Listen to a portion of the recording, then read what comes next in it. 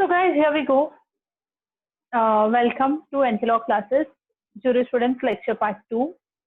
This is subject of LLB Sem 4, BLS Sem 8 for Mumbai University. Myself, Tejal Vakaria. We will continue with the legislation part today of sources of law. Last time we have covered sources of law. In sources of law, what we have done is custom, legislation, judicial precedent, and all that we have seen. Again, we have seen what is orbital, dicta, ratio decidendi, and all that. So today we are going to study in detail about the legislation. So let's start. Now, legislation, it is derived from two Latin words, which means legis plus lesson. Now, these two Latin words mean what? Legis is equal to law. Lotion means to make, to put, to set. It means what? In short, legislation means law-making procedure. Now, we'll see the definition of legislation, which is given by Salmon. As per Salmon, legislation is a source of law which consists in the declaration of legal rules by a competent authority. Obviously, legislation sources of law है वो तो हम लोग को पता है. We have done that in the last lecture also. Sources of law. Legislation is the most important source of law. 80 to 90% source इसमें ही legislation में ही cover हो जाता है. Now it consists in the declaration of legal rules. Legislation होता क्या है? Legal rules declare होते हैं. लेकिन ये rules declare कौन करता है? Competent authority. So as far as all the modern countries, modern states are concerned, this competent authority would be what? The sovereign authority. The government, we call it, it would be the central government, or it would be little subordinate delegation kind of a thing जो municipal laws वगैरह रहेंगे. और अगर if the province or state like federation system is there, it can be even the state law. So now we'll analyze. See, three different ways to understand the meaning of word legislation. Definition में तो उसने बोल दिया कि जो भी competent authority मतलब कि sovereign है, उसे जो भी legal rules बनाए हैं, उसको हम लोग legislation बोलते हैं. The same thing you people have learned in your constitution कि अपनी parliament को law bill में से law कैसे pass करना है. 3 rounds in either of the houses, that is either in Lok Sabha or in Rajya Sabha, and then assent of the president. और उसके बाद में क्या होता है, जो bill होता है वो आपके act में convert हो जाता है. तो इन लोग ने ये जो लेजिस्लेशन का बेसिक डेफिनेशन है उसको तीन तरीके से एनालाइज किया है. The first one is source of law which consist in the declaration of rules of law by the competent authority. Exactly the same definition which is given by the salmon. It is source of law जो competent authority declare करती है the form of law. Second is all methods of law making, direct और indirect. Law making का सिर्फ ये एक ही तो method नहीं हो सकता है. Like you people would be doing bill में से एक्ट को बनाना, मतलब उसको कोडिफिकेशन वगैरह करना, एनेक्टमेंट जिसको बोलते हैं, that is one of the source. It can be in the form of circulars, notification, ordinance etcetera. तो जो भी मेथड है लॉ मेकिंग का, डायरेक्ट और indirect, everything would fall under legislation. And the next one is every expression of the will of the legislature irrespective of whether it is directed to the making of law. Legislature जो होता है उसका जितना भी will है, everything would be legislation. अभी उससे कुछ नया लॉ बना है कि नहीं बना है, in short you can say command of the sovereign. अभी वो कमांड में से कोई लॉ दिख रहा है कि लॉ नहीं दिख रहा है, still we will call it legislation. For example, demonetization हुआ, एक्सेस देखने जाओ तो एक ही लाइन का पूरा सर्कुलर हो गया कि जो 1000 की 500 की पुरानी नोट्स है वो it was I believe 8 November 2016 onwards वो पुरानी नोट्स नहीं चलेगी. तो अभी वो भी लेजिस्लेशन बन जाएगा because that was the will of the legislature. Okay, so this is about the legislation. Now importance, why it is considered as very important source. सबसे पहले तो it is abrogative power which we have discussed in our last lecture also. abrogative power का मतलब क्या होता है? अब्रोगेटिव power का मतलब ये होता है कि शाहबानो वाले केस में हम लोग ने डिस्कस किया था कि मानो जुडिशियल प्रेसिडेंट कुछ आ चुका है, सुप्रीम कोर्ट का डिसीजन आ चुका है, but if the legislature wants it can nullify that. Abrogative power use करके उसको ओवररूल करते हुए कोई और एक नया एक्ट पास हो सकता है. सिमिलरली कोई पुराना एक्ट है which is not suitable, the legislature if it wants to nullify that, it can go for another act. पुराने लॉज या तो जुडिशियल प्रेसिडेंट एब्रोगेट हो सकता है, किसके through? Only through legislation. Second, why it is important? Because law is set out after due consideration, deliberation, criticism by the experts, debates in the parliament, etc. जब भी कोई एक एक्ट बनता है तो वो बिल में से एक्ट में बनता है, it's very long journey.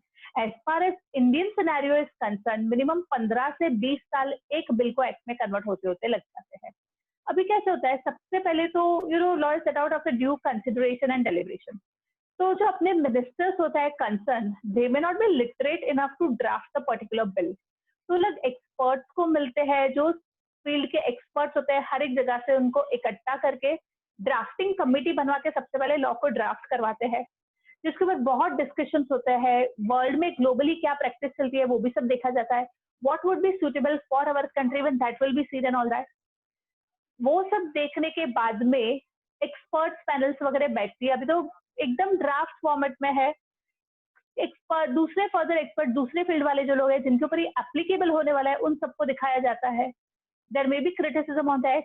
Because of these criticism अभी तो बिल के स्टेज में भी नहीं पहुंचा, या तो सिर्फ बिल के स्टेज में, उसके अंदर बहुत सारे अमेंडमेंट्स किए जाते हैं कि नहीं ये सुटेबल है, ये सुटेबल नहीं है. I can give one example. Companies act जब कंपनीज बिल के फॉर्म में था 2013 वाला, कुमार मंगलम बिरला की चेयरमैनशिप में कमेटी बनी थी टू रिव्यू दिस बिल, और उन्होंने बहुत सारे कॉर्पोरेट गवर्नेंस वगैरह के रिलेटेड चेंजेस सजेस्ट किए थे, जो इनकॉर्पोरेट किए भी गए थे. Because these are the industry face, industry people, so their suggestions and all are very valuable. उसके बाद में जब ये बिल तैयार हो जाता है तो वो पार्लियामेंट में जाता है. पार्लियामेंट में 3 ईच हाउस में 3 राउंड होते हैं. तो उसमें बहुत सारी डिबेट्स होती है, डिस्कशंस होते हैं एकदम. तो इतना लंबा प्रोसेस करने के बाद में जो नतीजा आता है, of course that has to be the flawless law, मतलब जिसमें ज्यादातर करके कुछ भी गलतियां वगैरह नहीं होनी चाहिए, वैसा लॉ आता है. That's why it's very important. Secondly, it is known to the people beforehand. कोई भी नया एक्ट आता है ना, it's never in the form of surprise, अरे अचानक से कैसे आ गया. ऑलवेज उसका ड्राफ्ट रेडिली अवेलेबल होता ही है. मोस्टली जो भी कंसर्न मिनिस्ट्री है उसकी वेबसाइट पर रहता है. फॉर एग्जाम्पल जीएसटी 1 जुलाई 2017 से इफेक्टिव हुआ, इम्प्लीमेंट हुआ, but people were aware about this before and when it was still in stage of bill. और सीए इंस्टीट्यूट, सीएम इंस्टीट्यूट वगैरह जो है, बहुत सारे एमबीएस वगैरह, उनके बहुत सारे सेमिनार्स, वर्कशॉप चलते थे जीएसटी के ऊपर to understand and analyze. Same was with the companies act. Companies act भी 20 साल से घूम रहा था, जो बिल के फॉर्म में था वो. तो हम लोग ने खुद में उसके फिर बहुत सारी प्रेजेंटेशंस वगैरह बनाई थी कि अगर नया एक्ट आता है तो हमारी कंपनी को वो कैसे इम्पैक्ट करेगा. what is the difference between the old act and the new act, how we will be impacted and all that. So when on the 1st April 2014 Companies Act got implemented, we were not shocked, अरे ये क्या हो गया, because beforehand we had studied that enough. Next, it makes provisions in anticipation of many cases which are yet to arise. कभी भी कोई नया act बनता है ना, तो जो एग्जिस्टिंग केसेस है उसको कंसिडर करके नहीं बनता है. जो ऐसे फ्यूचर में केसेस हो सकते हैं, law makers have to think in that direction also, कि ऐसी सिचुएशन अगर फ्यूचर में आ गई तो उससे कैसे डील करना है, वो चीजें भी लॉ में दी हुई रहती है. And the last one, it's very clear. जब कोई चीज ब्लैक एंड व्हाइट में राइटिंग में आ जाती है तो it's very clear, no there is no question of ambiguity. कौन क्या बोलता है वो आपको सुनने की जरूरत नहीं है, क्या लिखा है that becomes important. It's reliable because it's in writing. You can read yourself. It's easily accessible. अभी तो वेबसाइट इंटरनेट के जमाने में on a single click all the barracks are freely available. मानो कि किसी के पास इंटरनेट का एक्सेस नहीं है तो भी बैरेक्स की कमेंट्रीज वाली बहुत सारी लॉ बुक्स मार्केट में अवेलेबल रहती है. So no person can say ये एक्ट का तो मेरे पास कोई एक्सेस ही नहीं था. So because of all these reasons, legislation is very important.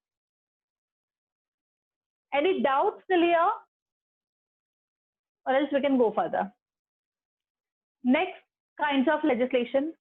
See, हालांकि broad ना 2 ही क्लासेस में कैटेगरी में उसको डिवाइड किया गया है. One is supreme, one is subordinate. Supreme legislation मतलब जो सुप्रीम या तो सोवरेन पावर होता है किसी भी स्टेट का, वहां से जो आता है, प्रोसीड होता है. Like as in case of India it would be the parliament which is the supreme और sovereign power of the state. जो एक्ट पार्लियामेंट से बना है, पार्लियामेंट ने पास किया है, that would be the supreme legislation. So that cannot be annulled, repealed or controlled by any other legislative authority or body. किसी state government को particular act पसंद नहीं है पार्लियामेंट का, वो स्टेट गवर्नमेंट क्या कर सकती है, कुछ नहीं कर सकती है. State government has no power to annul, repeal or control the any bill or any act which is passed by the supreme or sovereign power. Okay, so municipal, अगर स्टेट लॉ, स्टेट लेजिस्लेचर को ही power नहीं है तो municipality को, municipal corporation को तो automatically ये powers नहीं है. सिमिलरली अगर किसी स्टेट गवर्नमेंट ने कोई एक्ट पास करा है तो म्यूनिसिपलिटी के पास पावर नहीं है कि वो उसको अब्रोगेट, रिपील वगैरह कर सकती है. Next, subordinate legislation. It's very important to study about the subordinate legislation. Supreme तो समझ गया जब पार्लियामेंट बनाती है. अभी सबऑर्डिनेट लेजिस्लेशन क्या होता है? Of course it is the one which proceeds from the sources other than supreme और सोवरेन पावर. मतलब सुप्रीम पावर ने नहीं बनाया है और किसी बॉडी ने बनाया है, that would B subordinate legislation. But ये एग्जिस्टेंस में कैसे आता है? जब सुप्रीम बॉडी, मतलब अपनी पार्लियामेंट, किसी को ऑथोराइज देती है डेलीगेशन करके कि इस सब्जेक्ट मैटर में आप लॉज, रूल्स, रेगुलेशंस बना सकते हो. Only in that case that body or that institute or that person can make the law, not otherwise. मतलब सबऑर्डिनेट लेजिस्लेशन को पावर कहाँ से मिलता है? सुप्रीम लेजिस्लेशन से.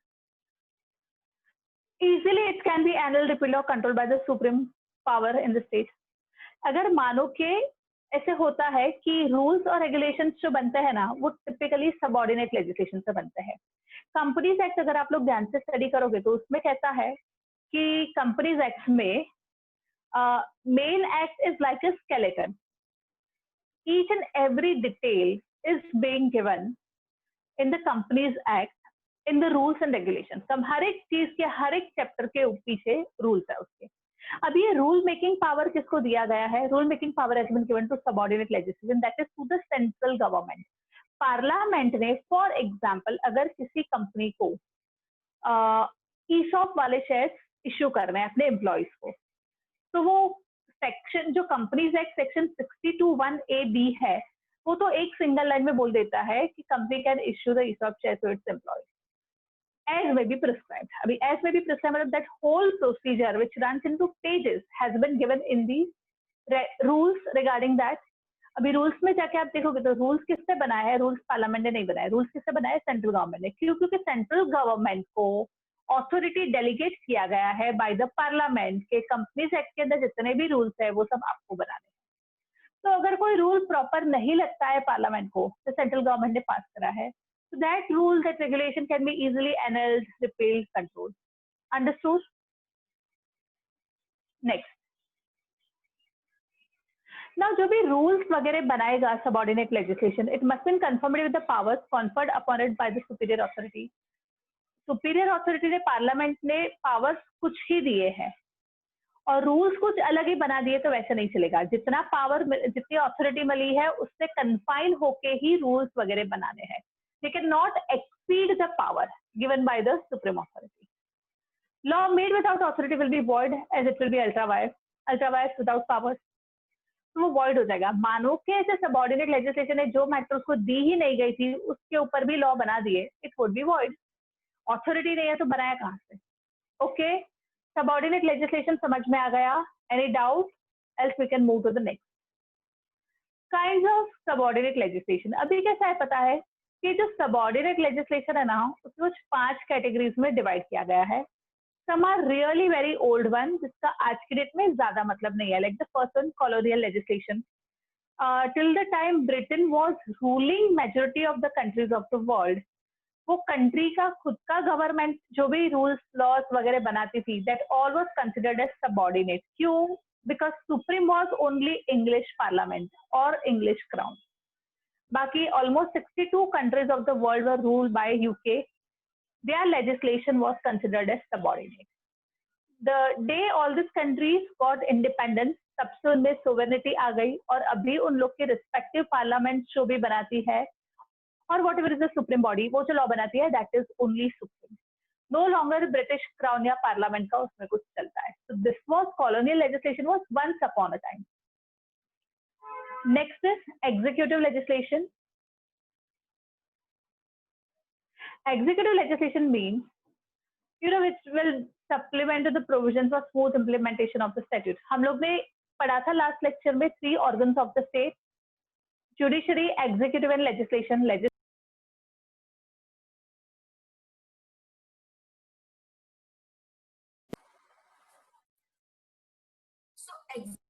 काम ही है law banana. which means sorry, legislation का काम है law banana, but there is certain level of overlapping between executive and judicial. In the sense कुछ कुछ चीजों में executive bodies भी बनाती है law और कुछ कुछ matters के लिए judicial bodies भी law बनाती है.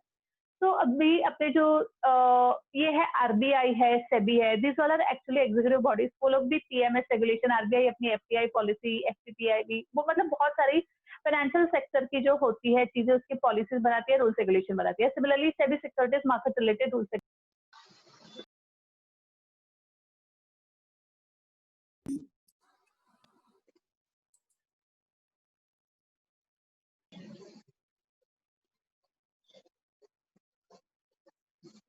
बाकी लोग किधर है, कोई दिखाई नहीं दे रहा है ना?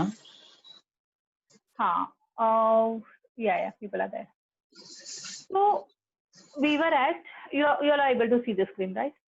Yeah. Executive legislation. So certain examples are कि CLB कंपनी लॉ बोर्ड है, उसने अगर कुछ रूल्स या रेगुलेशन फ्रेम किए हैं, that would come under executive legislation because company law board is executive body. फिर जेल मैनुअल के जो रेगुलेशंस वगैरह बनते हैं, तो jail authorities are also executive, और फिर भी उन्होंने कुछ रेगुलेशन रूल्स बनाए, तो वो आ जाएगा. जुडिशियल लेजिस्लेशन, तो डिफरेंट कोर्ट्स अपने, specially high court, supreme court अपने रूल बुक्स वगैरह लेकर आते हैं, प्लस कोर्ट एम्प्लॉयज के लिए भी रूल्स वगैरह वो लोग ही फ्रेम करते हैं. So that is part of judicial legislation. The example is Bombay High Court rule book, Supreme Court rule book. तो ऐसे different high courts and Supreme Court के पास power रहता है कि वो ऐसे rules वगैरह बना सकती है. Next, autonomous legislation. अभी से there are certain autonomous bodies or authorities like corporation, association of persons, universities, colleges, clubs and all that. तो वो लोग अपने rules regulations बनाते ही है ना. हर एक कंपनी का अपना खुद का memorandum of articles and articles of association रहेगा.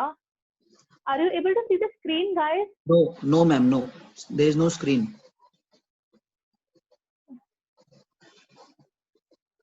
आई am so sorry.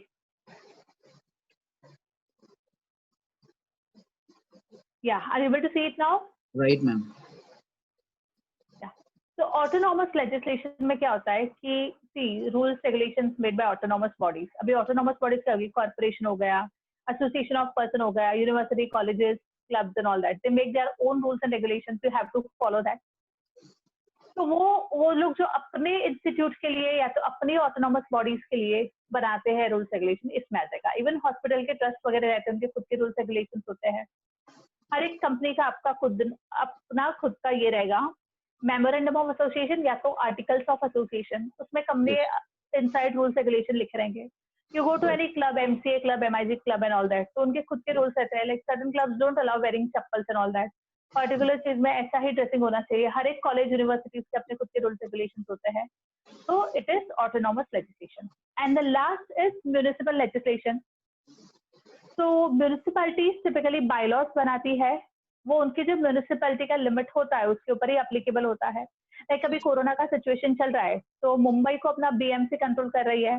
BMC decide कौन से वार्ड को कोरोना वाले बहुत सेंसिटिव वार्ड डिक्लेयर करने हैं, नहीं करना है, कहाँ पे लॉकडाउन में रिलैक्सेशन हो सकता है, कहाँ पे नहीं हो सकता है, and all that. So this would be the municipal legislation. So these are the 5 subordinate legislation. Supreme तो एक ही होता है, कंट्री का जो सुपीरियर अथॉरिटी है वो बनाएगा. ओके, तो ये हो गया आपके kinds of legislation. Now, it's same, almost same like what we studied in the importance. So I'll still repeat it once. It has abrogative power. हम लोग ने देख लिया शाबानो वाले केस में भी, and any which ways acts which are old and all that. New laws will repeal or abrogate the old one. It's very comprehensive क्योंकि most of the things are covered, लिखी हुई रहती है. It's very clear, black and white पे चीजें आ गई अच्छी खासी लैंग्वेज में. Known before application, it's never in the form of surprise. GST, Companies Act वगैरह का एग्जाम्पल हम लोग ने देख लिया. Concerned people are already aware. उनकी ट्रेनिंग, वर्कशॉप, सेमिनार्स वगैरह चालू हो ही जाता है before any new law comes into existence. It improves efficiency of the law. जब चीजें राइटिंग में हो जाती है ना, it's very detailed and it's very easy to apply.